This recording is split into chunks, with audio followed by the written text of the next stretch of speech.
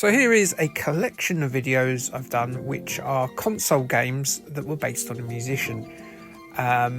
So I haven't covered things like Def Jam or Wu-Tang or Earache Records quite yet, but I will get around to them providing I don't join the 27 Club, which, if you didn't know, was rock stars who got to the age of 27 then promptly died. Sure, I'm 20 years too late, but who's counting?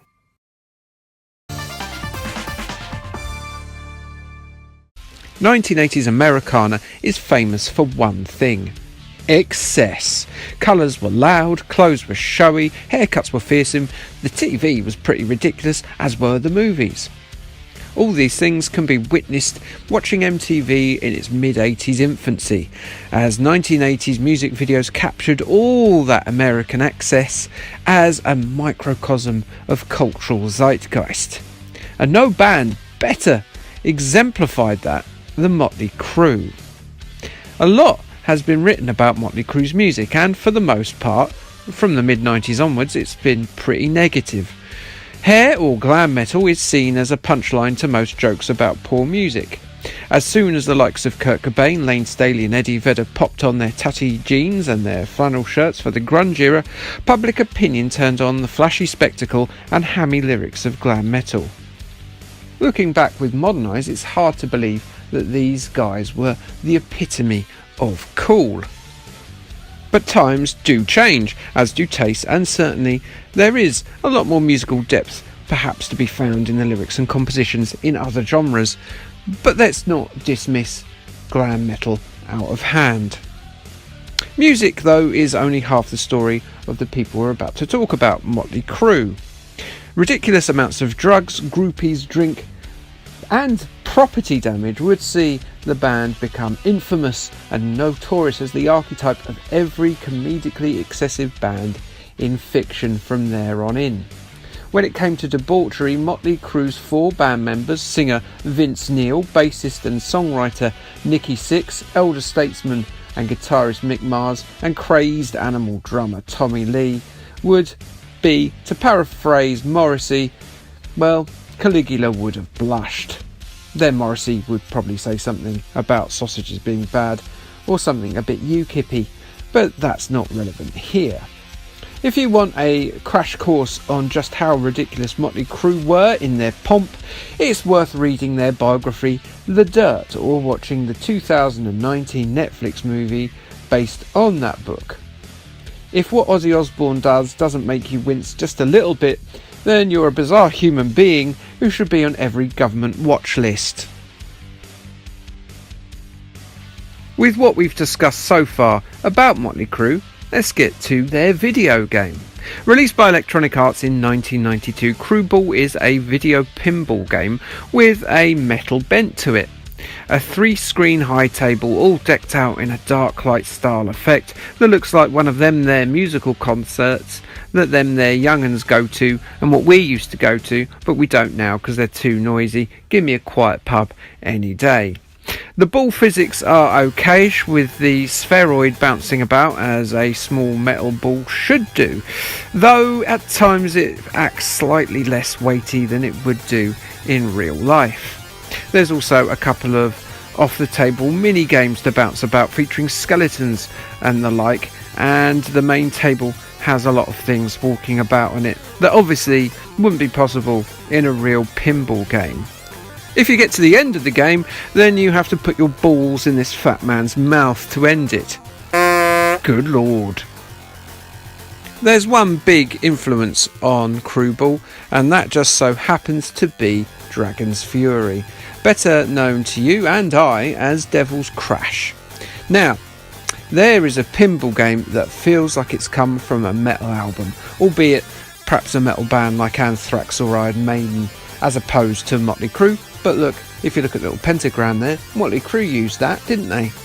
Devil's Crash was fantastic, packed with hundreds of things to hit, fantastic music, brilliant physics, and tons of bonus games. It is, without a doubt, the single best video pinball game that was ever released. Crüeball is a lot of that too, but significantly less so. There's less characters to hit, less mini games, less chance to access those mini games, less on a screen at any time. It's just less. It's less fun. It's a tribute act. At best, it's fun enough, but it is less than Devil's Crash. So you may as well just go and play Devil's Crash. Now, you may be wondering why I haven't mentioned Mötley Crüe very much since I started talking about the game. That's because they're barely represented. The aesthetic is generically rock, with graphic equalisers, skeletons, and these sort of Mozart-y busts there to be broken and their brains to spill out. Dude! But now, a Mötley Crüe table would be very different to me. It would feature an army of ants to be hit, like Ozzy Osbourne snorts up. Woof. Perhaps a rolled up note to suck the ball up. You know where I'm going with that. And if we're being crass, and it's a Mötley Crüe game, so it needs to be crass, you should straight up have to fire the ball right between a groupie's legs and into a little off-map mini-game set in her birth canal. That's Mötley Crüe, not this Navy mixing desk or whatever it is. Hell, though there are 3 Mötley Crüe tracks in the game, pumped out reasonably well by the Mega Drive's YM2612 chip, they're rarely played during the game. There's no sign of any pictures of the band or any album artwork, say. No pictures of crowds at a Mötley Crüe festival, no groupies being done from behind, no cocaine being snorted, no millions of shots being drunk all at once. So why is this? Where are Mötley Crüe in their own game? Well, there's a story there. It wasn't a Mötley Crüe game originally. The developers New FX, who previously made Rygar's conversion on the Atari Lynx, were making a game for EA called Twisted Flipper, and indeed review copies sent to magazines like Mean Machine seem to confirm this, as there's no mention of Mötley Crüe or the name Crüeball in the review at all. Earlier on in development, producer Richard Robbins had pitched the game to MTV, hoping to get the name Headbangers Ball, after the channel's foremost heavy metal programming of the time. Of course, Headbangers Ball fits with a pinball game. MTV decided against it, and so EA went back to the name Twisted Flipper, and then decided they did want a license after all, and went cap in hand to Mötley Crüe, hence Crüeball and the low levels of content from the band themselves. In truth, Mötley Crüe's best days had passed at this point anyway, as Vince Neil had jumped ship and grunge was on its unstoppable rise at the time. So Crüeball basically is a tribute band to a much better act, which has at the last minute got into a second-hand shop, found a cut-off denim jacket and ironed on some patches with Mötley Crüe on them.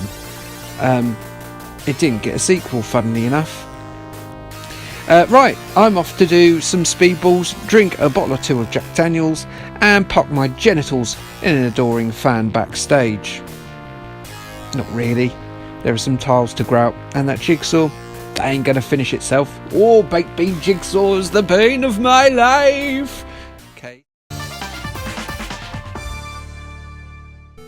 While many bands go through their entire existence without releasing a single video game about themselves, San Francisco arena rockers Journey did not hang about.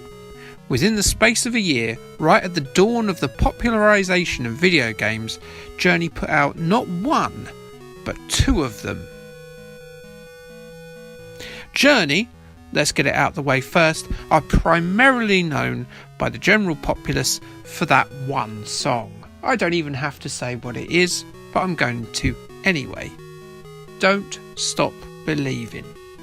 They are by no means a one-hit wonder band, far from it, but ignore the cultural impact of that song, a behemoth of a karaoke classic, and how that impact dwarfs nearly everything else they've done, well, that would be doing it, and indeed them, a massive disservice. Mike DeGagne of AllMusic described Don't Stop Believing as a perfect rock song, an anthem, and stated that it features The best opening keyboard riff in rock. You know it, I know it, we all know it. Don't Stop Believing is an all-time classic.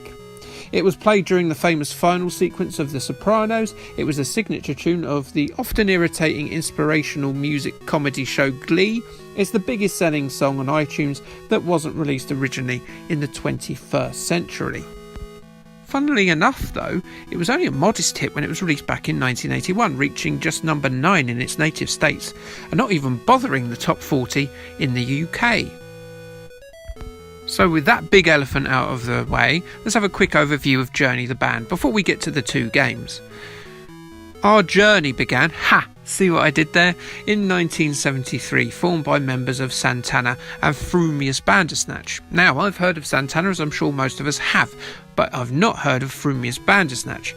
I'm just going to go and pretend that Lewis Carroll formed a band in the 1800s before he died, and that surviving members of that band are really, really old.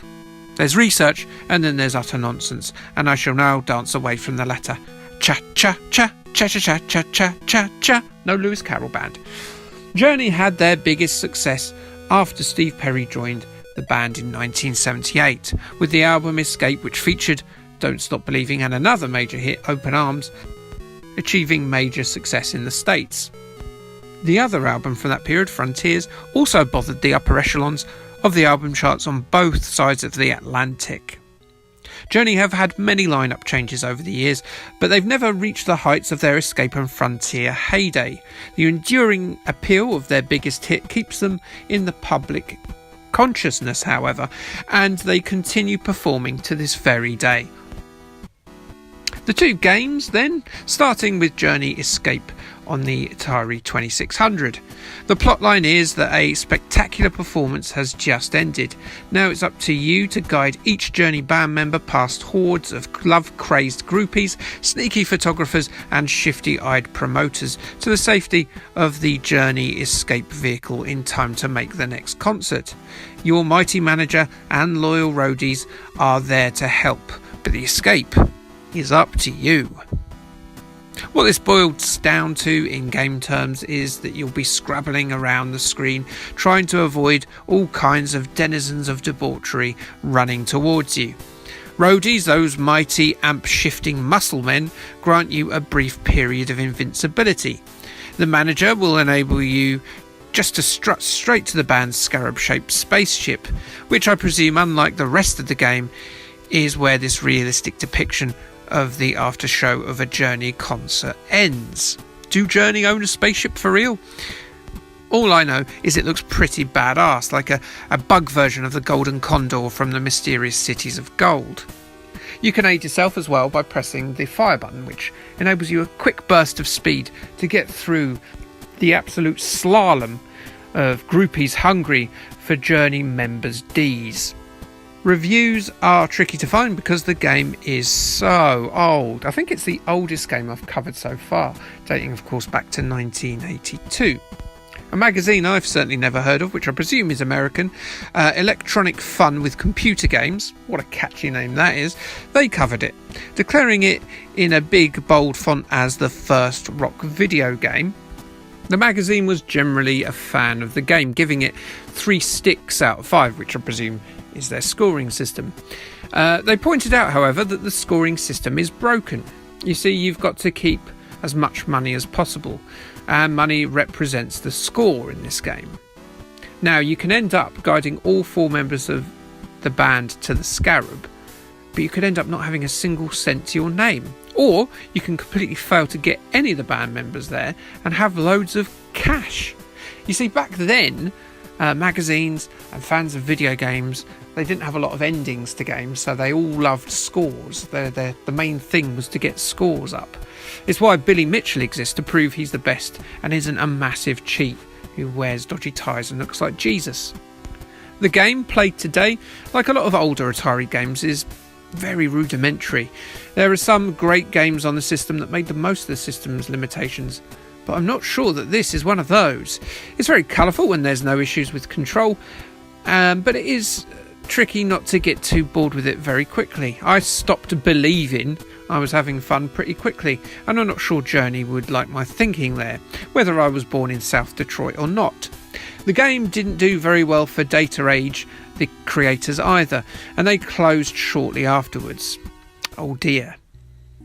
The other game based on Journey appeared just a year later, courtesy of Bally Midway. Its release was designed to coincide with the band's 1983 tour. This game could even be a sequel of sorts to what they did in the Atari game, as of course in that game you were trying to board their ship. This is their adventures after. I'm pretty sure I'm the first person to come up with Journey video game linking headcanon. The objective in this game is to fly to different planets and retrieve the band's instruments.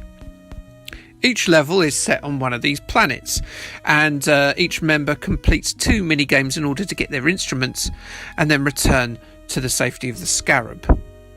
The band are represented by some rather ingregorious but quite amusing black and white photos of their heads mounted on tiny animated cartoon bodies.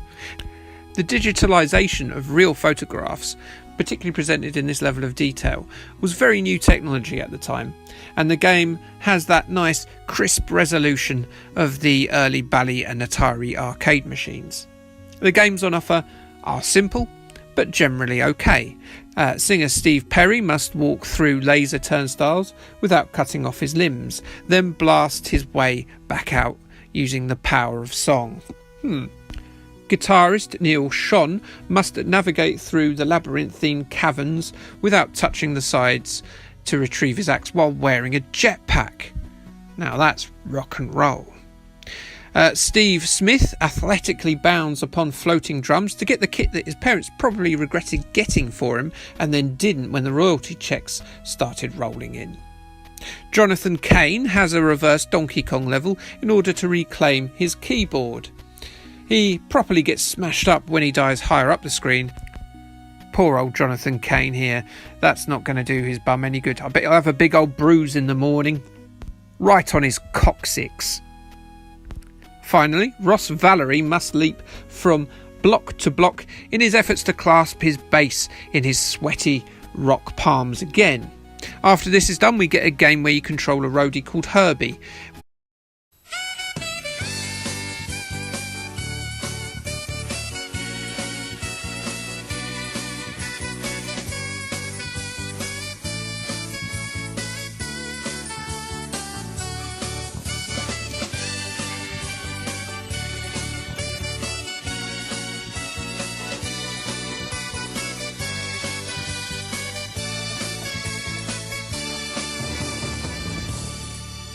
After this is done, we get a game where you control a roadie called Herbie, which you will eventually fail, and a so-called fan will rush past and steal the band's instruments back again and then throw them back on the planet.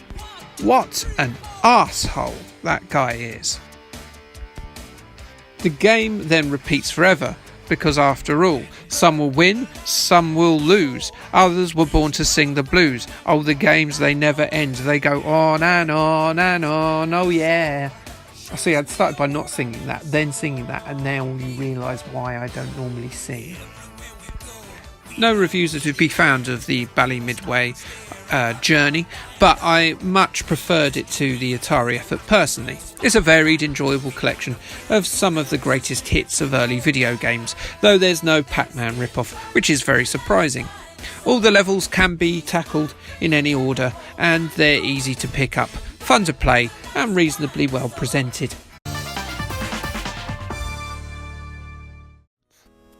Yes, I'm sure this will be the video to take me into the stratosphere.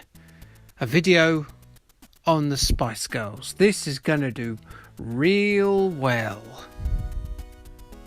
But I had to cover it at some point, and well, here it is. Yes, it's Spice Girls on the PlayStation 1. Oh boy, yeah, I'm not really a fan of the band, and certainly not of this game. Game, you see, is a rather grandiose term for whatever this software is. It's more of an editing system, an extremely rudimentary and limited one at that. Let's address the ginger, sporty, scary, posh baby elephant in the room first, that being the girls of the Spice. What it's difficult to comprehend in 2020 is just how big the Spice Girls were in the late 90s. The band, Victoria Beckham, Melanie Chisholm, Jerry Halliwell, Emma Bunton and Melanie Brown, formed in 1994, and they had this on their resume. Get ready. 9 number ones on the official singles chart, the most of any girl group ever. 3 consecutive number 1 Christmas singles.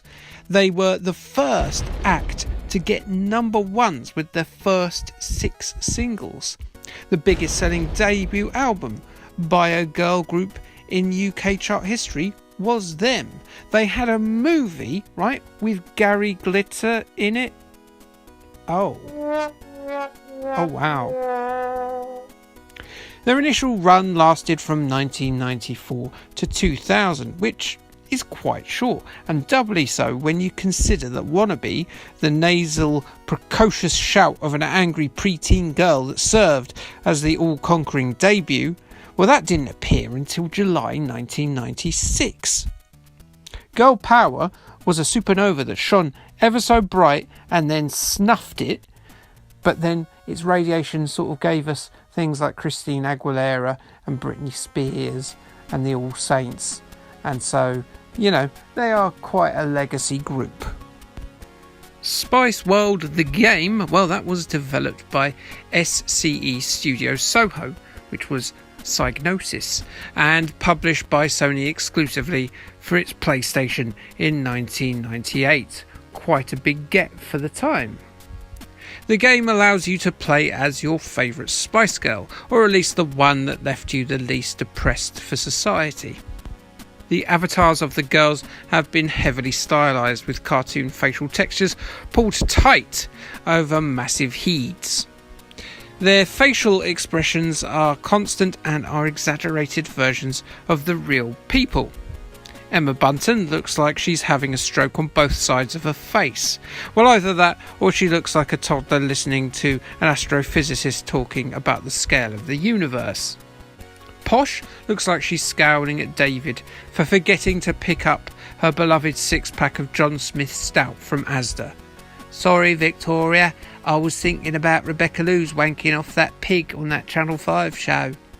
Mel B looks like she's trapped at the precise moment that she passed a particularly difficult turd into the toilet bowl, and she's probably going to need to find a coat hanger to deal with that mess, otherwise that bowl will overflow and no one wants to go in that toilet after that.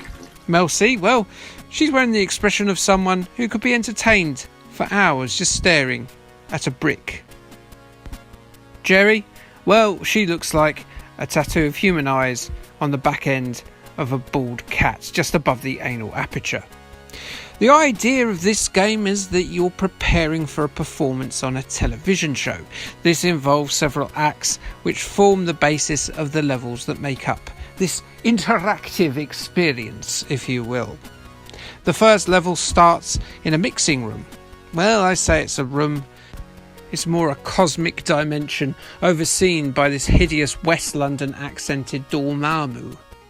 You're given the choice of 5 of the girls' biggest hits, those being Say You'll Be There, Who Do You Think You Are, Move Over, Spice Up Your Life, and of course Wannabe, or at least about 30 seconds of each, broken into a collection of 6-second sound clips. You have to take these clips, you see, and then mix them together 15 times. Whatever you do, the resultant remix will sound terrible, and I'm not making a comment on the Spice Girls music here. From here, it is on to deciding how your favoured girl of the Spice will move her limbs in sequence in order to keep the fans entertained. So off you go first to practice with this skilled gentleman in disco clothes from the 1970s, and a rhythm action game ensues. This is the closest you'll get to an actual game. I don't envy him though. Look at him wearing his platform shoes. Sir, you could turn on your ankle in such garb. Choose a more sensible shoe, or the health and safety people that run this weird cosmic 70s dance realm, well, they'll have poor Victoria's guts for garters. And I get she's quite vindictive, and she'll probably make sure you never work in this town or this weird dimension ever again. Next up, it's time to sequence yourself to do a merry jig. And look, they're all together now. Hi, Spice Girls, how are you? Oh, for Christ's sake, Bunton, I just told the disco fella in the previous level about his footwear. In fact, all of you, except Sporty, can see me after dance class for not bringing the right kit. Well done, Chisholm. Have a bowl of Toxtith all right? In this bit, there's nothing to stop you just hammering X and doing the same dance move again and again.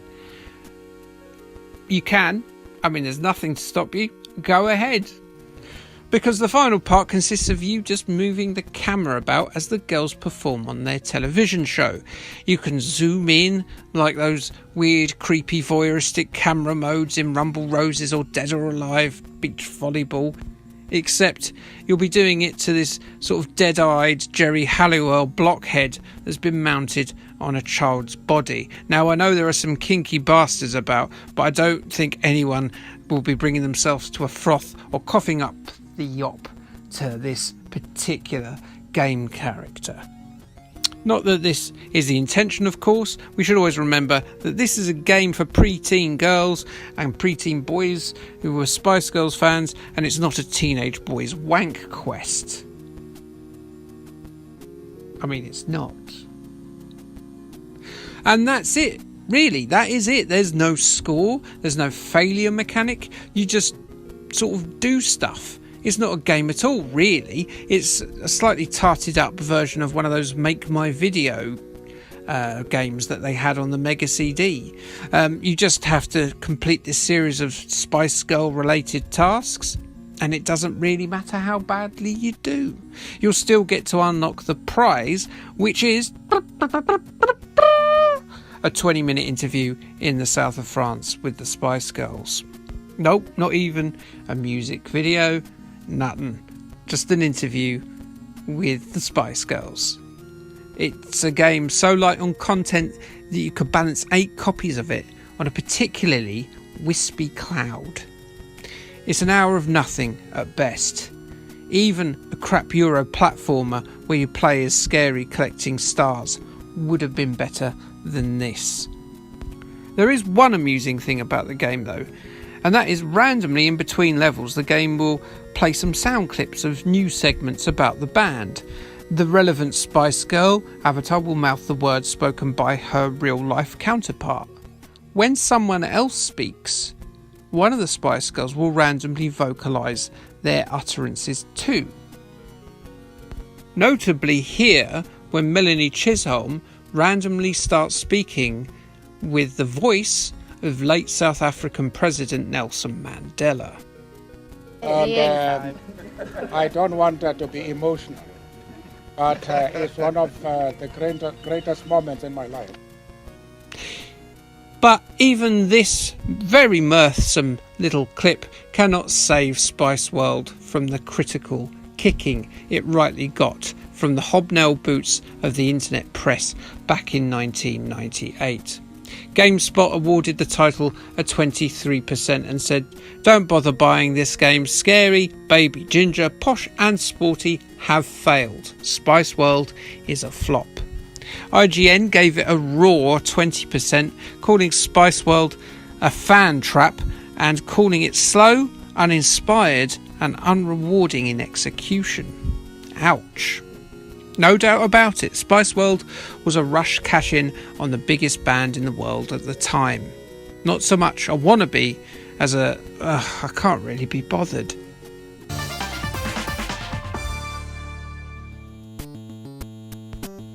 Yes, it's Aerosmith, those classic old rockers.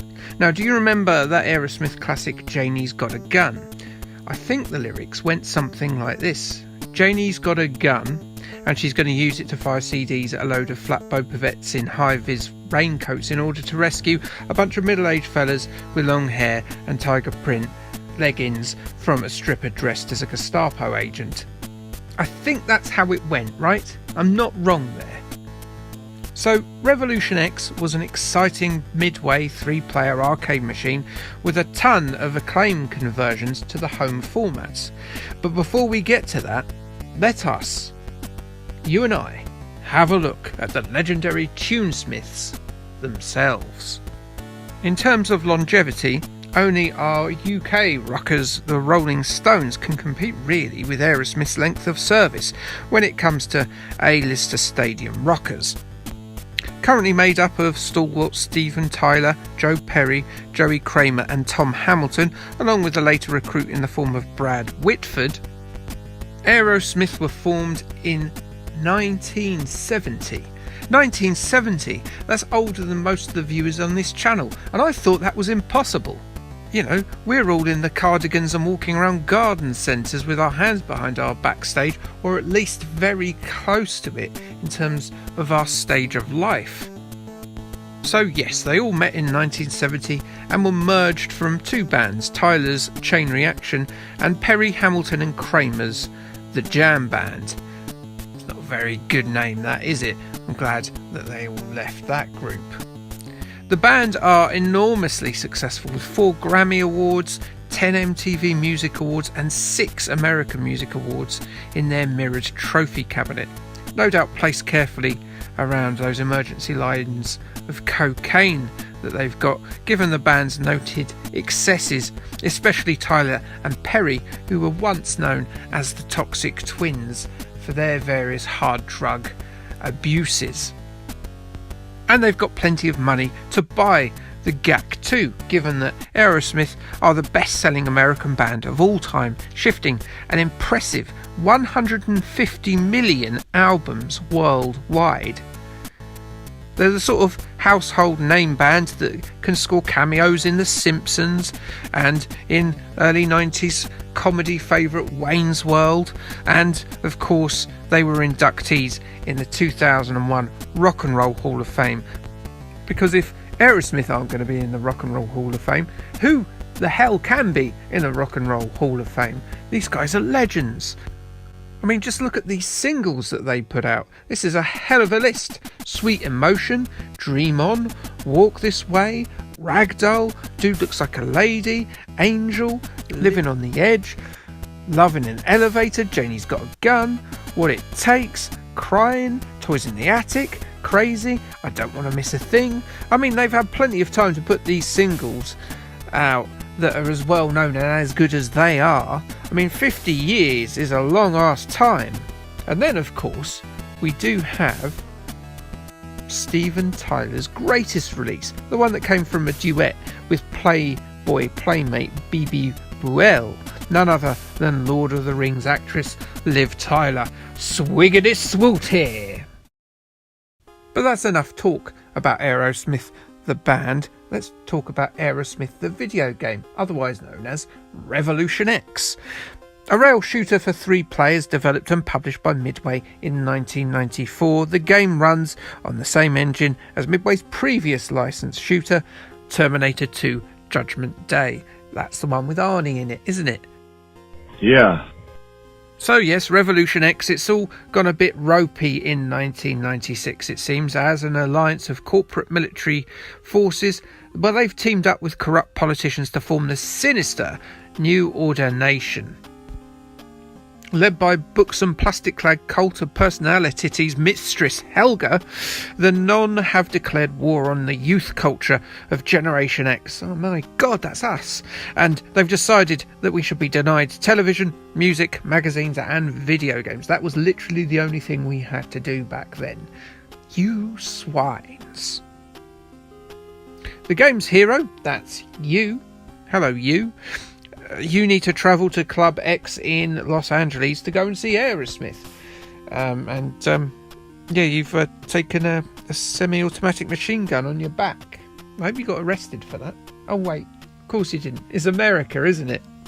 Well, you know what? Your Second Amendment rights have stood you in good stead this time, because none have turned up with a large army in order to kidnap Aerosmith. Seems a bit overkill. I think Aerosmith really only have themselves to blame, knowing that there is a massive multinational army that's going around kidnapping musicians and things like that. I would be keeping a low profile, not performing on stage personally. Anyway, you don't succeed in your heroic attempts to thwart this, and no, you can't shoot Joe Perry on this screen, I'm afraid, sorry. And you are chosen by a magic VHS of Steven Tyler. Watching this, then they've taken over. It's up to you now. Find our car and stop the new order. Remember, music is the weapon.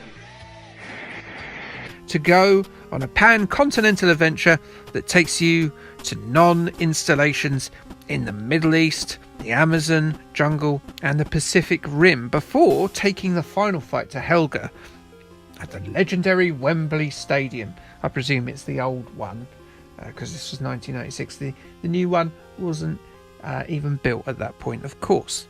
Shoot her in the face long enough, either using your gun or your special weapon of a CD launcher, and her true face is revealed, which will retract your erection back into your body quicker than going from that Christina Aguilera Dirty video from 2003 to Two Girls, One Cup the same year. But yes, that CD launcher. How 90s and of its time can a weapon possibly be? But I tell you what, right? You couldn't make this game now, right? You couldn't go around shooting Spotify at anyone, can you? Go on, try it. Get your machine guns out, Millennizoomers, and try and shoot someone with Spotify. You can't, you sod. My grumpy old man noises ensue. Scattered around the stages are crates containing weaponry and ammo, and also there are a bunch of strippers that you can release from their cages for some end of the round bonus points and a quick flash of their luscious lady lactating lumps. And who are these strippers? Well, it's glamour model Kerry Hoskins, who played Sonya Blade in Mortal Kombat 3, was a secret character in Midway's high-leaping basketball game NBA Jam, and she was also Helga in this very game. What's your game, love? What are you up to? There are multiple paths for you to choose, and even the opportunity to get a good ending that sees you partying with the 2D, low-animated rendered band there. What a treat. Graphics are fairly sharp, with the screen filling up with many pre-rendered enemies that are displayed crisply and sharply in unadulterated chaos. There are hundreds of soldiers seemingly at any one time. It's as obnoxiously loud as it should be too, with versions of songs like Eat the Rich and Toys in the Attic looped behind the action, and the sound effects are just as leery as a bald tattooed man with a spilled pint. The gameplay doesn't really pull up trees, unfortunately, given that it came out and around the same time as things like Virtua Cop Time Crisis and House of the Dead. It gets lost in the shuffle of also-rans. It's a louder, prettier Operation Thunderbolt, and if you've played T2, well, you've essentially played this. It's competent enough and worth a quick blast, but it doesn't compete with its contemporaries of the time. Unless, of course, you're a huge Aerosmith fan. A sequel was planned that replaced Aerosmith with Public Enemy, but it was scrapped due to Revolution X not doing as well as expected and the poor critical and commercial performance of the home versions, which we shall quickly cover now. Released by Acclaim and ported by the teams at Rage Software and Software Creations, Revolution X graced the Super Nintendo, the Sega Mega Drive, MS-DOS, the Sega Saturn and the PlayStation, with 32X and Jaguar versions scrapped, as both the game and consoles respectively were as popular as a yeast infection at a well-known dogging spot. Reviews were scathing of the home ports with, get this, no light gun support. They also turned down the violence, the blood and Kerry Hoskins' round thong spliced rump. And they told her to rotate because it was too saucy and young boys can't see that thong because they'll get their bachelor's boomerang out, and where will we be? I mean, the irony of this is that it was a game that conveys that censorship is very bad and oppressive, and the game is essentially being censored. in the home ports. Daft. While the game was good for a quick blast in the arcade, it really isn't a game that works with the extended playtime required of a home release. Acclaim flushed with money from Midway's other major titles like NBA Jam and Mortal Kombat were always going to see if they could wring out another cash cow out of Midway, and it so proved that it wasn't to be.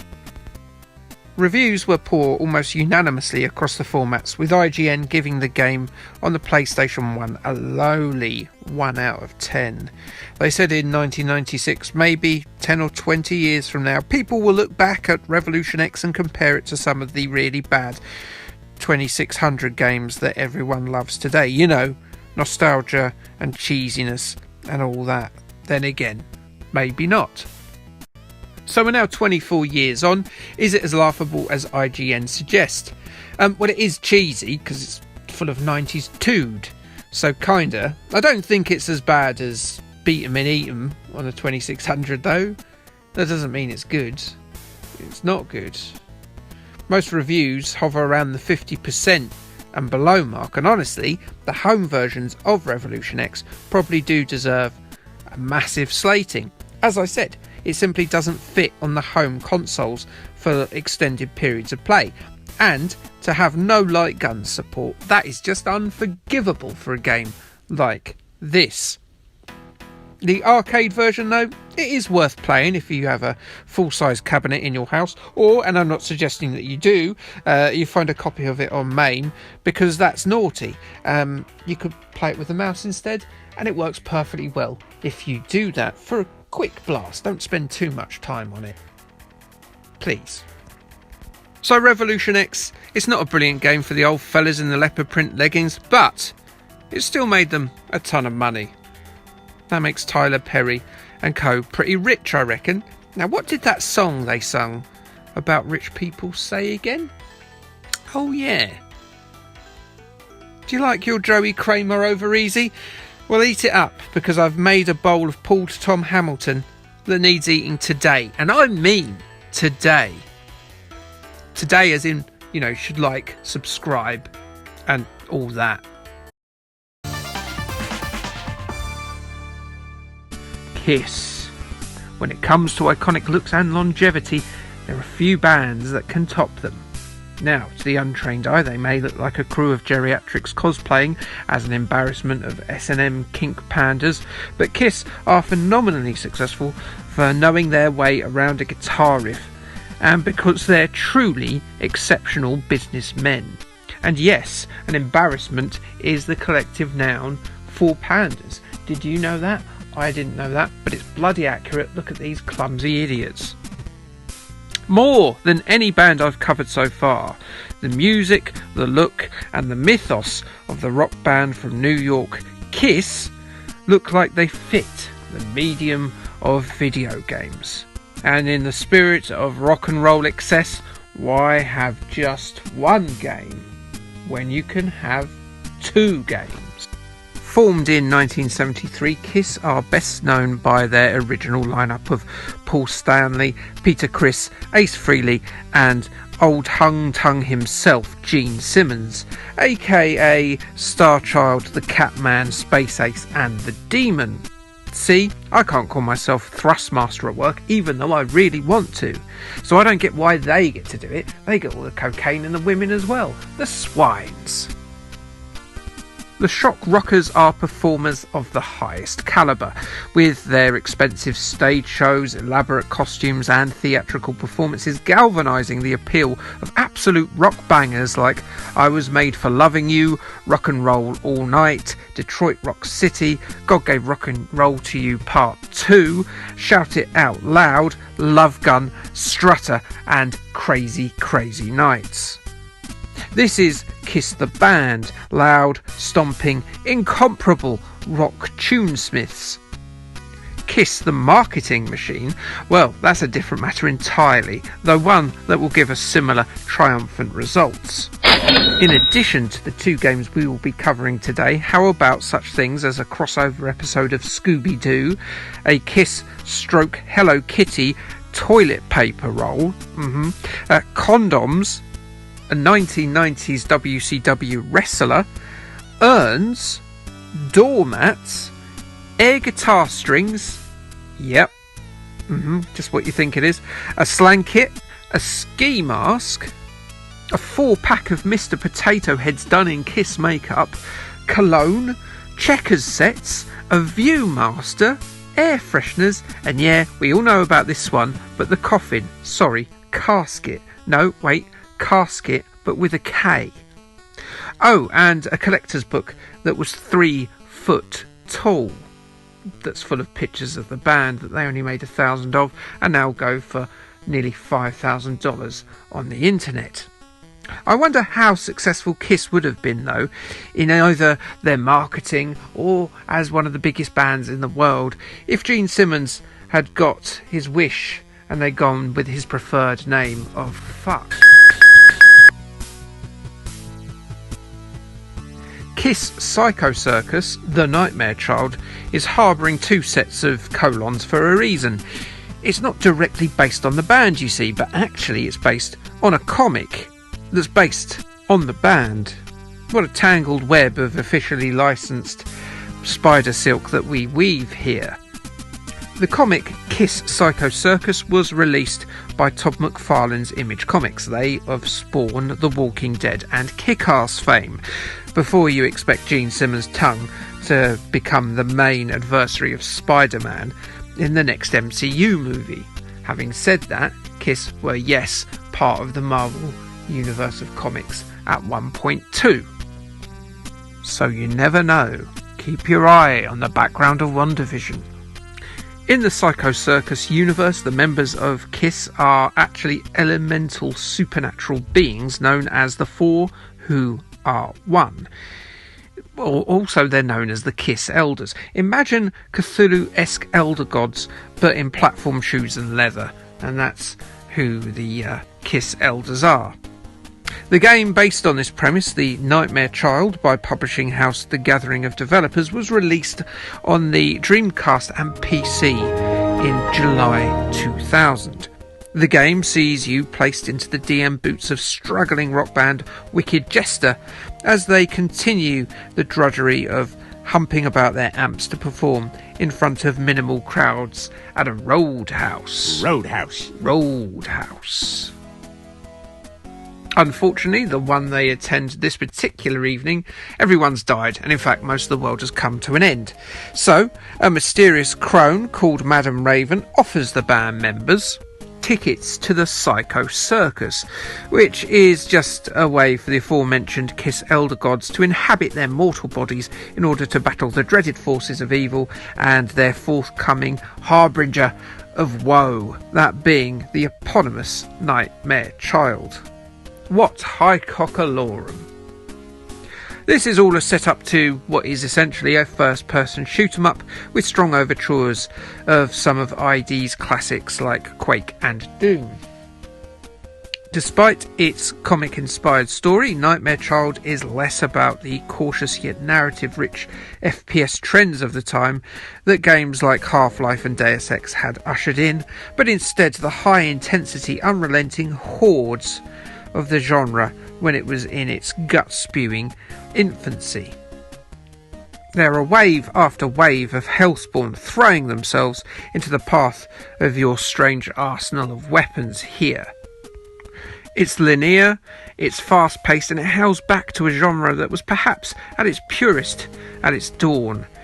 There's more than enough ghastly locations, hell beasts and little snippets of Kiss playing music through various jukeboxes scattered throughout the demonic landscape, which, if you so wish, you can blow up if you don't fancy listening to the old boys caterwauling out yet another hoary old rock standard. Although you do know that if you do this, you'll make Peter Criss's makeup run with his own cheek-wettening tears, don't you?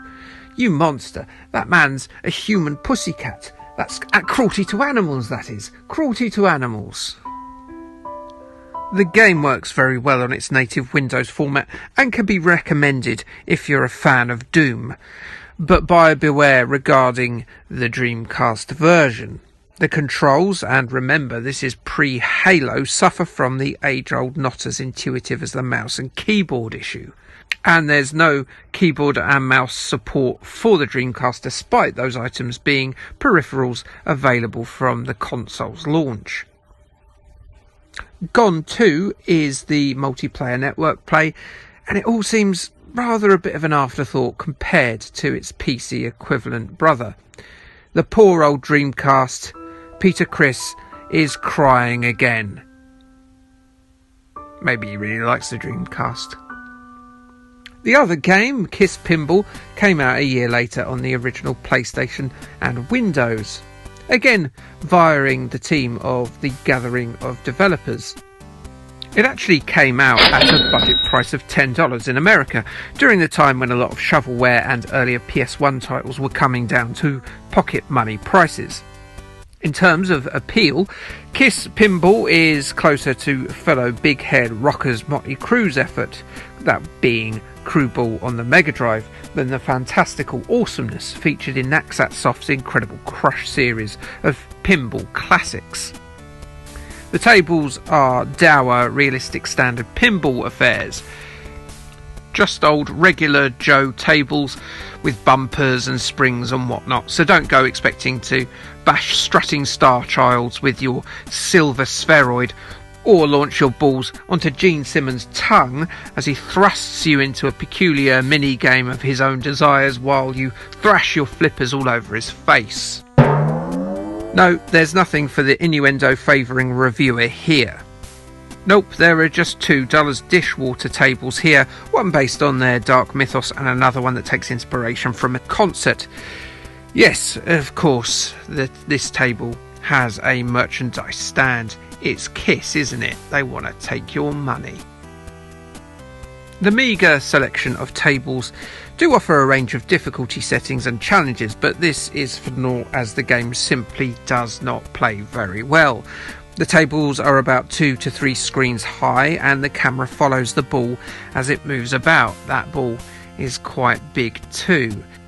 And as it moves around the screen with commendably realistic physics, it goes at a dizzying pace, which means it's absolutely impossible for your brain to consistently keep up with it.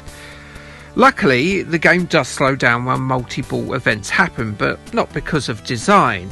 It's a slow-down burst of a programmer at 4:30 on a Friday afternoon who's eyeing up the pub and potentially getting a curry afterwards. It's not just that the PS1 struggles with multi-ball either.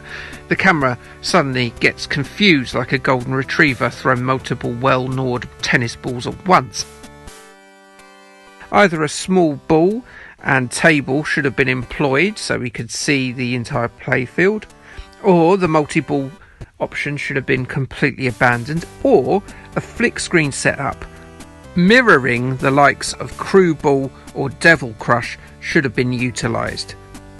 As it is, Kiss Pinball is an awfully flawed piece of software and deserves to be pulled out of the disc tray of your PlayStation and given a thorough going over with some officially licensed Kiss Wirewall, and then launched unceremoniously into an officially licensed Kiss kitchen bin. A misfire there from the love gun. Well, that's it for another episode of this nonsense. It's just a shame Kiss never made officially licensed disposable paper towels for cleaning the bottoms of infants' bums, isn't it? I mean, they could then sing the slogan, "These are baby, baby, baby, baby wipes." Yeah, probably in a better way than I just did there. And what a lame joke to end with as well. I'm sure people... Hello there. If you haven't seen part 1, there's a video of me shamoaning about the US Gold version, so you might want to moonwalk over to that video and take a look at it. But you might not care one jot about that one at all, and are here to listen to a stranger talk about the arcade version by Sega. So you can just ignore what I just said.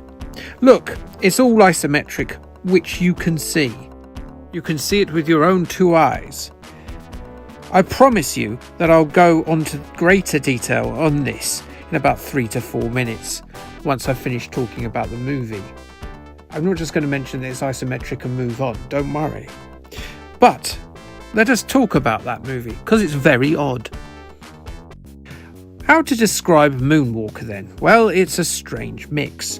It's largely a long musical video for the songs from the Bad album, but interlinked with a storyline of a god-powered Michael Jackson trying to bring down Mr. Big, a foul drug baron who wants to corrupt Americans' innocent children with his apothecary of evil.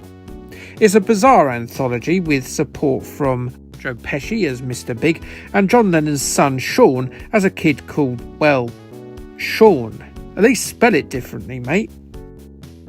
So yeah, it's all really weird, but I need to give you an overview of the narrative, so that means spoilers are included from this point.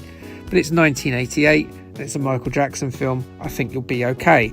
Young Michael Jackson suddenly turns into adult Michael Jackson, then a tour bus him and a number of his fans chase after him, forcing him into a movie set where actors also get annoyed with him and they start chasing him too because he disrupted their movie. So what he does is he goes into a room and dresses like a rabbit. Then he jumps onto a cycle that turns into a motorbike, and the pursuers notice that it's him, so they run after him again. He drives to the desert to escape them, and then he takes off the bunny suit. The bunny suit then comes alive and challenges him to a dance-off. After he's had the dance-off, 3 kids spy on Jacko as he returns to the city, and immediately he gets shot at. As he's getting shot at, a flashback happens as a kid and Michael Jackson go looking in a cave for a lost dog, and they end up spying on Mr. Big and his sister plan to get all the kids hooked on drugs. They get spotted and then chased off, and they've now made an enemy of Mr. Big because he doesn't want his secrets getting out yet. Back in the present day, Michael sees his lucky star, which transforms him into a flying car, of course, and he then escapes. He then goes off to find the children, who end up being in a nightclub run by 1930s gangsters who don't much care for Jackson being there. But luckily, he flicks a coin into a jukebox and makes everybody dance, and they forget about it. This bit goes on for a while. The youngest kid gets kidnapped by Mr. Big's goons, and then Michael finds them again and turns into a robot and then a giant spaceship in the last sequence to combat this weird turn of events. Yeah, that makes sense. So yeah, strange. It's helped somewhat by some incredibly good music and expert choreography from Jackson, but it's a tough watch. It's the very definition of a vanity project. Despite its strangeness and its unapproachability, it made $67 million from a $22 million budget and did reasonably well as a VHS release too, showing no matter how ropey the movie, it really helps if you've got the world's most famous pop star on hand.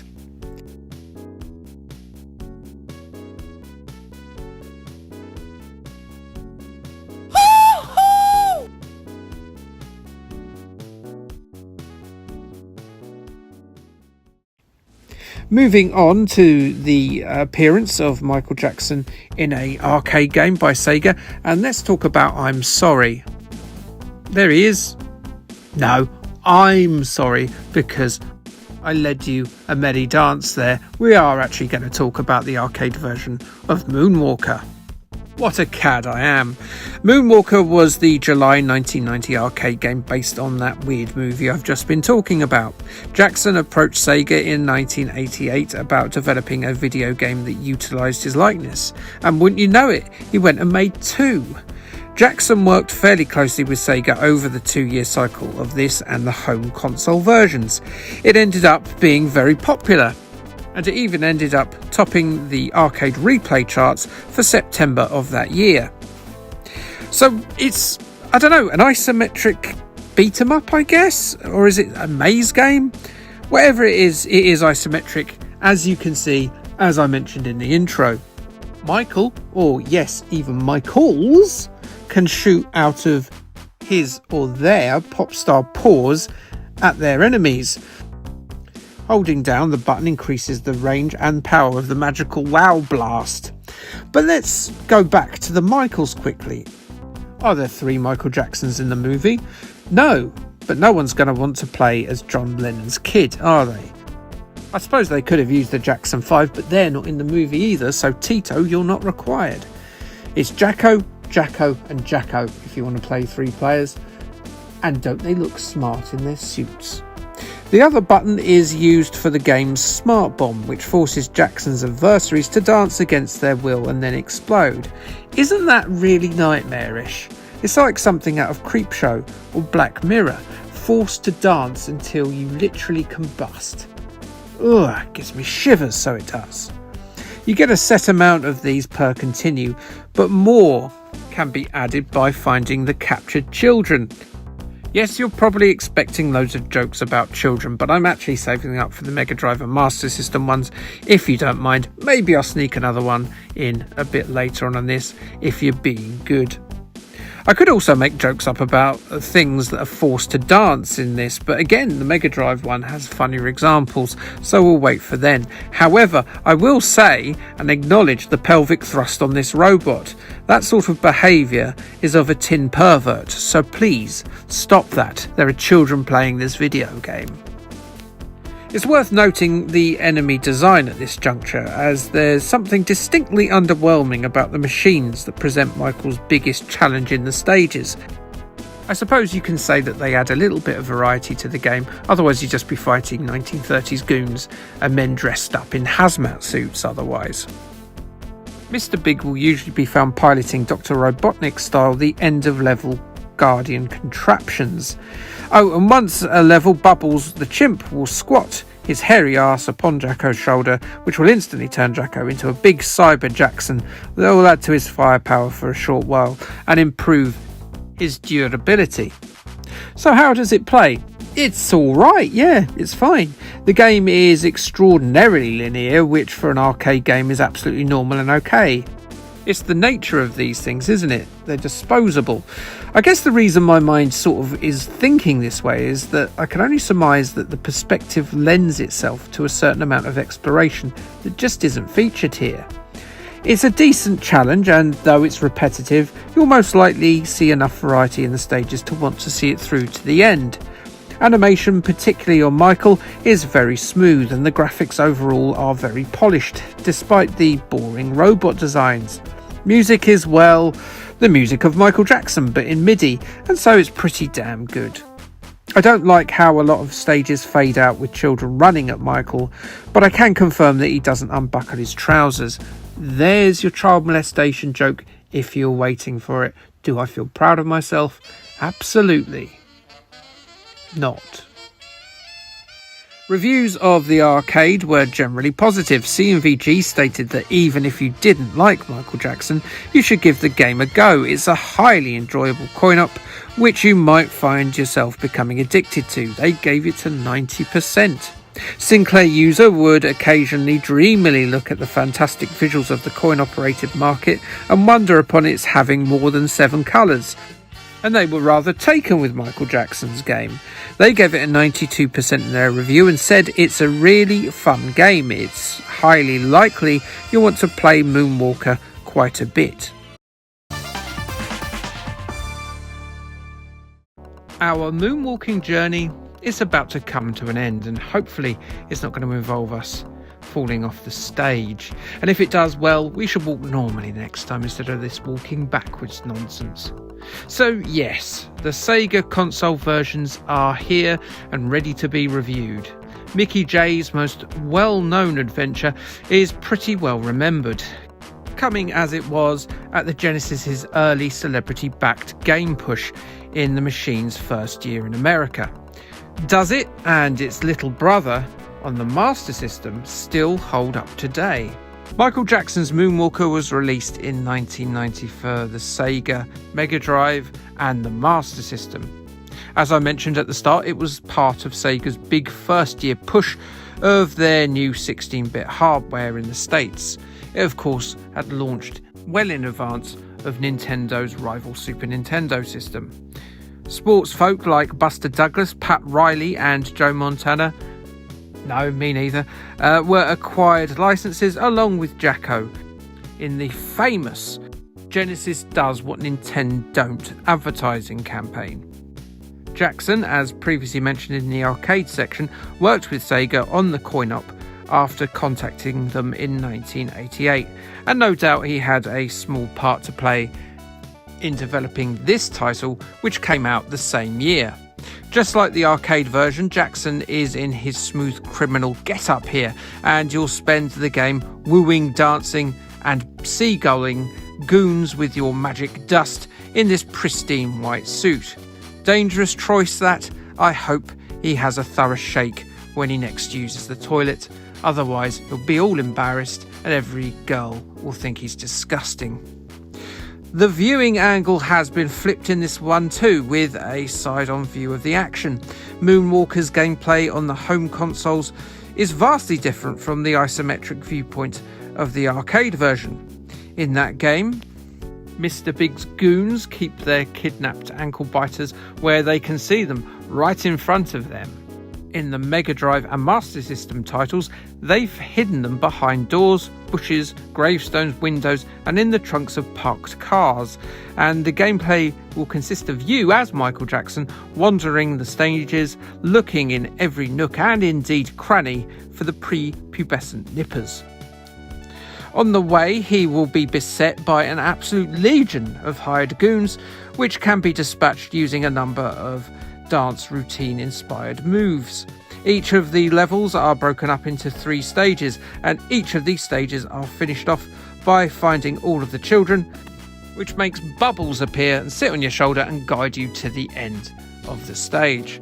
Now, I've got a theory here. Perhaps Bubbles knew that Jackson's interactions with children weren't okay, and that maybe he was being a touch inappropriate, as he seems to guide his master into a violent encounter with a battalion of Joe Pesci's evil henchmen. Bubbles, as well as having a compass that steers Michael to the end of the level, appears to have a moral compass too, and wants to see his master get his head kicked in for being a bit of a funny dude with children.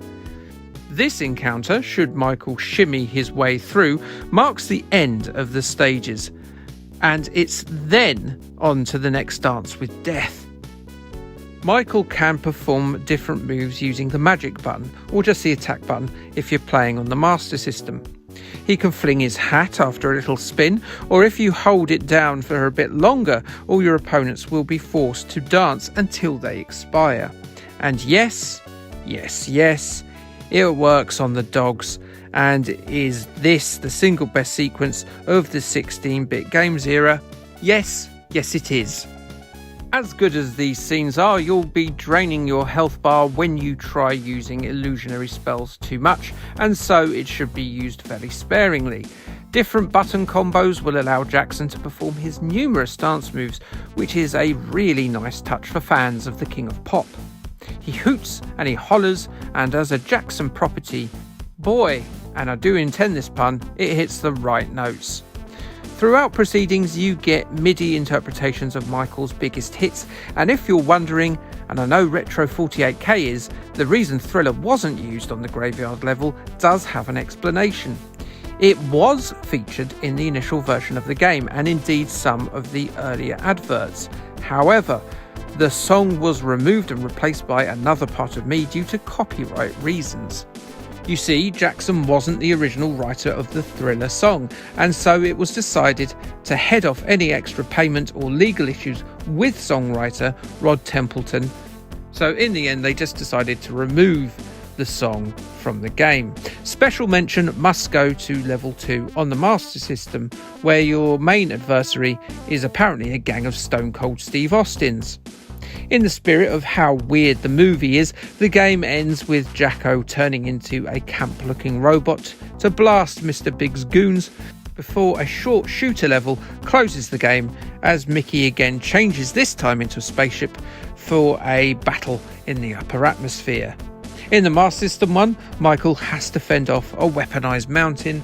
Boy, drug dealing makes you a lot of money if you can afford an attack spaceship or weaponize a mountain.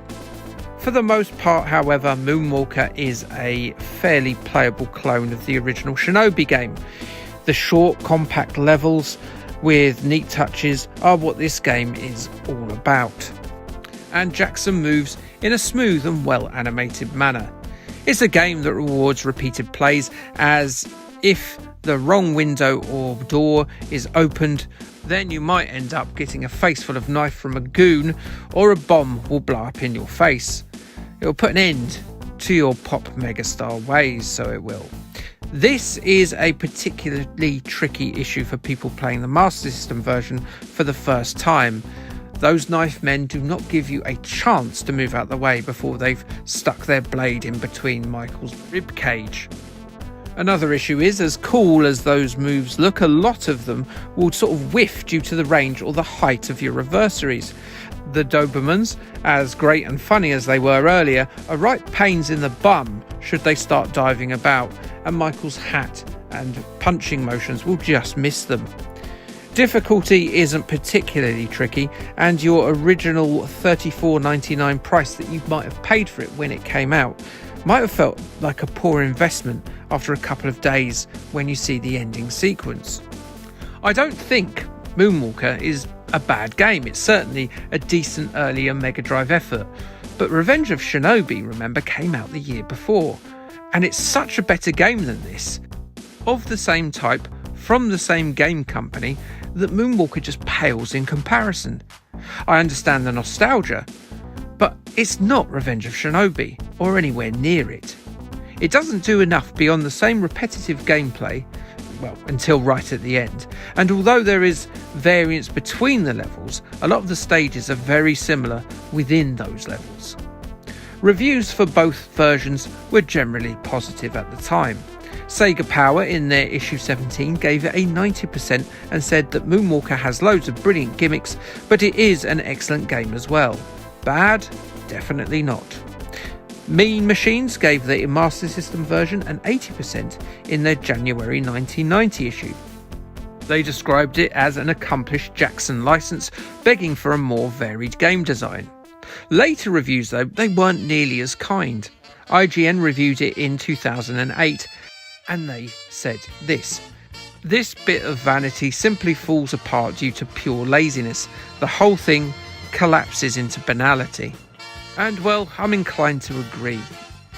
So this wouldn't be Michael Jackson's final foray into video games, as he made appearances in Sega's Space Channel 5 and as an unlockable fighter in Ready to Rumble Boxing Round 2.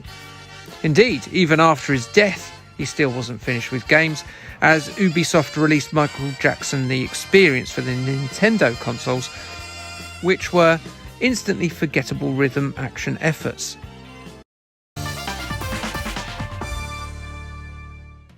Boy bands, they seem to just be around forever, don't they?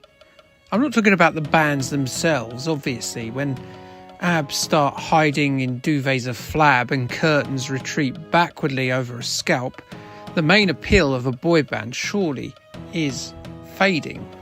But the manufacture of boy band itself, the genre, has been in existence since the Monkees decided they wanted some of that Beatles money. While the more successful boy bands of the 2020s seem to be more Eastern than previous generations in their origins, the basic boy band formula has been around for years. From the Jackson 5 to the Osmonds to the New Kids on the Block to Take That to Westlife to the Backstreet Boys to One Direction to BTS. Boy bands have been around for 50 odd years now, and they've continued to make teenage males feel physically inadequate as the object of their affection pines for their white-teethed icons. Not all of these handsome charmers had a video game though, but as you can see, NSync certainly did. But who the devil are NSync? Funnily enough, I think a lot of regular viewers of this channel may well not know beyond the name NSync. Well, apart from its most illustrious alumni anyway, that being Justin Timberlake. So let's have a look. NSYNC were formed in 1995 Florida by founding member Chris Kirkpatrick. He met then record producer Lou Pearlman, who had previously brought together the even more famous Backstreet Boys, and later his own buttocks in the shower when he served time and eventually died in prison after all sorts of shady dealings. Pearlman financed Kirkpatrick as he brought the group together. It was a bit like the Avengers, only with more hair gel and wet teenager pant gussets. One of Kirkpatrick's first calls was to J.C. Chazes and Justin Timberlake, who were just finishing up with the Mickey Mouse Club TV show in 1994. They then recruited Joey Fatone and Jason Galuso, and it was the last letters of their first names that gave the band their name, NSync, which was sort of ruined when Galasso left. Still, their name was also what Justin's mum declared their voices as, so they could at least lean on that rather than their name folly. Lance Bass replaced Galasso, and the rest is history. History which I'm going to continue to talk about with my mouth. They released a string of singles that made top 10s worldwide, selling 70 million records, completing multiple tours both nationally and across the world, and they became the 7th best-selling boy band of all time. Their success was helped by Justin Timberlake's public relationship with the unquestionably biggest star of the late 90s, early 2000s, in Britney Spears. Britney, for a while at least, would go on to ascend even higher, whereas NSYNC folded in 2002. Timberlake managed to do the impossible and became a credible artist across multiple generations of music fans. NSYNC reunite occasionally for major events, but largely they are now naught but a 35-year-old woman's secret nostalgia buzz, dusted off only when a DJ puts on one of their records towards the end of the night of a cheesy playlist. But you know, that's fine. They made their money. Good honest hard work, that crooning. There were 2 games released that bore the band's name in 2001, both released by Infogrames and developed by Stunt Puppy Entertainment. One was a PC CD-ROM which was full of video footage of the boys and had an element where the band members would call you on a telephone. I mean, not really, they're just sort of sound clips on the CD-ROM. Lance Bass is busy dating 10s who are legal, Nicole. He doesn't want to speak to you. I'm sorry. The other game is the one we're covering right now, which is NSYNC Get to the Show, and that was on the Game Boy Color. In this game, you play the band's #1 fan, and they've recruited you to run their tour and look after their errands.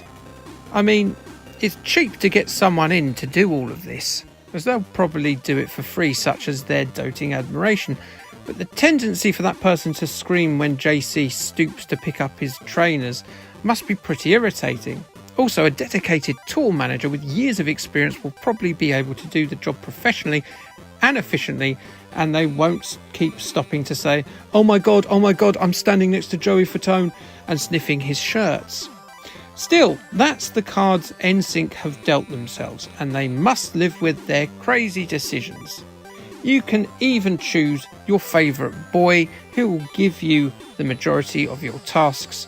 It's definitely one for those subservient female fans, although unfortunately your favourite NSYNC member won't spank you the way you like if you don't iron his shirt. The main part of the game has you driving vertically up a branching road system to the 3 levels that make up this game. And if you're thinking that this looks a little bit like that Ghostbusters game that came out on the 8-bits, well, you're in my head, get out you. Rest assured there's no road-based hoovering up of ghosts in this one though, mainly because NSYNC were not known for their spectral pest control. Instead, the band members will ask you to drop them at various locales. Pulling into these locales will give you some extra points, but all you do is pull in and drive off again. There's no mini games here, no cutscenes. They'll ask for haircuts, basketball games, the gym, and none of these have anything interactive or visual related to them at all. You just drive upwards and stop and then move again. Your first interactive stop though will be to take the boys to their hotel for a bit of shut-eye. It's exhausting work, this performing in a boy band. All 5 of them are very light sleepers though, and various other guests, animals and other noisy gadgets are seemingly hell-bent on the chaps not getting their beauty sleep. How dare they? So the band have asked you to stand outside the hotel in the opposite building and shoot anything making a din. Yes, shoot things. Grannies, cats and dogs are fair game for this slaughter, and you'll have multiple stages to obliterate these inconsiderate bastards by exterminating their lives. If a simplistic Game Boy Color interpretation of a member of the band appears though, you must not shoot them. Instead you must press the other button and shoot them with fan whimsy instead, as the egotistical Crüe come to be doused in adulation while they should be asleep. Blast a bandmate with hate and you'll lose a point, and you have to get enough points in the time limit to clear the stage, where you must start again.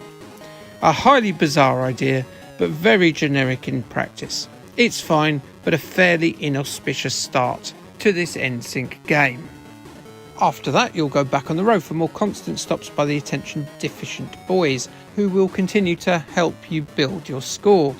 Keep an eye out for the letters in both the road and levels themselves, as you can boost your score even higher. Just think of the enormous swelling pride you'll have when you inform your 40-year-old male friends of your impressive NSync get to the show score. They will be well gel. Next up, and the band has got their hunger up. Despite the fact that you may have stopped for burgers on several occasions on the way, they still want more flesh and bread shoved down their gullets. And what Chris Kirkpatrick wants, Chris Kirkpatrick gets. Watch your waistlines though, chaps. Your career could end very quickly if you get a muffin top. Do you know what I'm saying? Each band member wants their tuck, and a specific giant-ass burger will be placed on their backs, and they're more than happy to stand under as the ingredients are thrown from the ceiling. What kind of bizarre restaurant is this? I really want to go. Each one of these fickle band members will build their preferred snack, and if they fail, then you'll just have to control them again.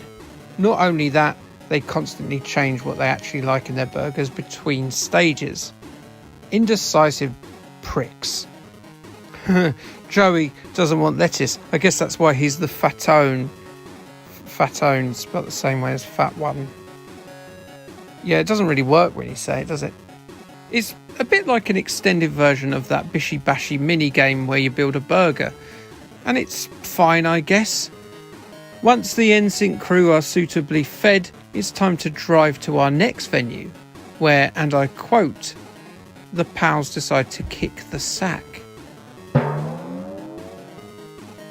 Sadly, this isn't an interband threshing it out session where they kick each other's testicles in frustration. I can't believe you got to bang Prime Britney. Have this. No, instead they're playing hacky sack, and it's not even the complex trickery found in the much earlier California games. They literally just pass it to each other, and you have to keep it going for the allotted time period. It gets old fast, and you have to do it multiple times. It's not even a sack, it's a ball. Once you've done that, well, it's on to the show. And you, yes you get to make these human-shaped dish blobs dance whilst changing the colour of the lighting. How exciting. It's not even a game though. You see, it's a reward. This is you completing the game in 20 minutes. There's no extras beyond this either, apart from the ability to play the 3 fairly subpar mini games again in whatever order you like. You just get a quick thanks for being the best fan / slave labour of NSync. Well done, Hitler. Boy oh boy, is this game light on content. I mean, there's light on content, then it's this. This is as thin as a moth wing or a 2023 Tesco carrier bag wall. Even the most ardent NSync fan will leave feeling a little bit shortchanged here. I mean, how about just sort of bolstering it up a bit with, like, I don't know, a trivia round? How much room would 150 NSync questions take up? I mean, just give the fans a little bit more than this. So yes, NSync Get to the Show didn't win me over, and it FN stinks, and it can get in the bin. Bye bye bye bye bye. I think that's how it went anyway. I cannot dance. at all. I'm bad at a lot of things, but dancing is one of the things that I'm definitely worst at. I can't sing, and, well, no one has ever searched for nude photos of me online, not even at my physical peak in the late 90s and early 2000s. I am, in short, pretty much the exact opposite of Britney Spears. I can pee standing up though, so suck on that, Spears. Not literally, drinking urine is probably quite bad for you. Britney Spears always seemed destined for fame. She decided not to mess around with that having a childhood malarkey and applied to be a member of Disney's TV show The Mickey Mouse Club at the age of 8. But she was told she was far too young for that sort of thing and to come back a little bit later. And so off she went to be an understudy for an off-Broadway show called Ruthless for a couple of years. And so she went back to the Disney Mickey Mouse Club and ended up being in the same cast as luminaries such as Ryan Gosling, Christina Aguilera and future boyfriend Justin Timberlake. By future boyfriend, I don't mean he was a robot, I mean she went out with him in the future. She was courted to be the lead singer of a girl band called NSync by the NSync manager Lou Pearlman, but she left before the band got off the ground as she secured a solo deal. NSync ended up supporting Britney in one of her early tours. Britney became an overnight sensation thanks to the video for Baby One More Time, which was the idea of Spears herself, in other words, to dress up as a schoolgirl. She clearly understood even at that young age that men are terrible perverts, and perhaps more pertinent for her record sales, that schoolgirls wanted a star to relate to. And thus a megastar was born, and you can tell how popular she was just by this enormous spike in the usage of her name given to babies at the start of her fame in the early 2000s. She was huge for a sustained amount of time too, and probably the biggest female superstar for the millennials in the way that Madonna was for Generation X and Taylor Swift has been for Generation Z. There's no doubt that she has a strong body of work behind her. She's produced some very insidiously catchy solid singles and put on incredible arena shows worldwide. She is truly the first superstar of the 21st century. It came unfortunately at a cost. Spears has struggled consistently over the last few decades with her mental health. Her personal life and the unwanted 13-year conservatorship by her father Jamie have caused her immense emotional distress. The tabloid press, of course, and its unerring glare has made all her problems much worse. She is a fragile character. Still, her memoir, The Woman in Me, was an instant bestseller, shifting 1.1 million copies in the first week in just the US alone. It's done that well that it's already been turned into a major Hollywood production. So hopefully the next memoir is a far happier one for our Britters. It is weird that she says baby like this though. Bye bye. I've always thought that anyway. Britney's Dance Beat was a rhythm game released through THQ on 3 formats through the summer of 2002. I'm covering the Game Boy Advance title here, as I'm known to do that, but the PlayStation 2 and PC games are pretty similar, albeit with more in the way of video content, a few more game options and better graphics. The GBA version was coded by Artco Limited, who we've experienced before on this here channel, thanks to their efforts on the 2 Nintendo DS Shaun the Sheep games. Hello chaps, good to see you. The plotline, not actually sure you can call it that, but more on that in a bit, has you as an aspiring dancer who is auditioning for a spot as a backup bopper for Miss Spears' arena tour. You must move your body to the delights of 5 of Britney's biggest songs to that release date of 2002. Baby One More Time, Oops, I Did It Again, Stronger, Overprotected, and I'm a Slave for You. This being the Game Boy Advance and being on a cartridge, you won't be hearing the actual full versions of the songs that were released, but simplified MIDI-esque instrumentals with the occasional vocal honk from good old Britters herself. You'll be interacting with the songs via buttons pressed in a similar manner to other rhythm action titles such as Dance Dance Revolution or Parappa the Rapper. In Britney's Dance Beat, you have to time your button presses with the arm spinning on this here dial, hitting A, B or a direction button on the exact moment in time with the music and the command thereof. On easier difficulties, this will be less buttons to press. You'll just press A on the earlier songs. But on later stages such as the concert, you will have to press multiple buttons much quicker as the wheel will turn faster. It gets very hectic, and in order to progress to the next song, you will need to hit a minimum level of success threshold on each of these songs. Britney is a perfectionist and she don't want no dog like you screwing up her arena tour, Mr. or Mrs. As well as unlocking the next round, you'll also unlock the stylised versions of Britney's promotional photos from the era. And sliding puzzles. Yay! Who doesn't like a sliding puzzles except for everyone? Finish the game and you get a 1-minute FMV of Britney performing at one of her concerts. Yes, I know it looks like it's been compressed to buggery, but that's because it has been. It may not look that impressive now, but I bet that this took up a big old chunk of the cartridge space. It's actually quite impressive for the time, believe you me. Which probably explains why the game itself is so light in content. It is very short. You'll perform these 5 songs in the audition section, and then the same 5 songs again in the concert section, albeit a little bit faster. And that's it. There's nothing more to the game. There's no story sections between each song either, so you won't be dealing with either Britney or a jealous dancer Ho who's desperate to take your place. It's just you selecting the next song from a menu. It's a bit drab, isn't it? There is a 2-player mode if you do fancy being a competitive prancer, however.